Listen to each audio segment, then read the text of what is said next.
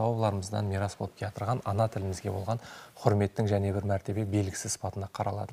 Демек, осы мазмұнда даярланған біздегі сюжет бар, соған нәубетті берсек. Мархамат. Дүнияда тілдер көп, бірақ ана хайуы менен санамызға сіңіп, рухымызды теткілестірген қарақалпақ тілі біздің әр біріміз үшін анамыздай қадірлі.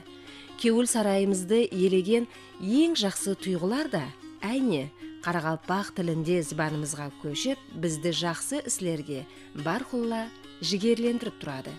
Ана отанымызға болған садықлықты, шексіз мұхаббатымызды ана тілімізде жырлаудың өзі біздер үшін үлкен бақыт. Міне сондықтан да миллеттің хақиқи ғазинесіне айланған ана тіліміздің тазалығын сақлап, оны сап халында келешек ауладларға жеткеру әр біріміздің мұхаддес парызымызға айлануы керек. 1 декабрь қарақалпақ тіліне мемлекеттік тіл билігі берілген сәне. Әр жылғыдай биыл да Төрткөл районында байрамға бағышланған ілаж болып өтті. Онда ана тіліміздің ұлылығын тәріплеуші сәубетлер орын алып, кеуіллерге мәлхам болушы поэзиялық дөретпелер жиналғанлардың нәзеріне ұсынылды.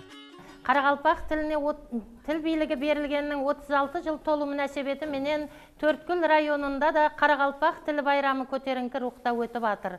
Қарақалпақ тілі түрки тілдес халықларының бірі есапланады. Осы қатарда Қарақалпақ халқының белгілі шайыр һәм жазушысы Кеңесбай Каримовтың мына қосық қатарларын құтлықлау деп қабыл еткейсіз.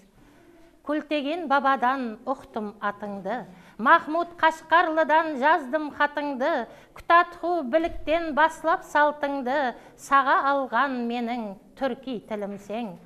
Әлемде тіл көп тұр сеннен көз залырақ, Мен үшін бәрінен ағыласаң бірақ, Ана сүті менен қаныма тарап, Ана тілім болған түрки тілімсең.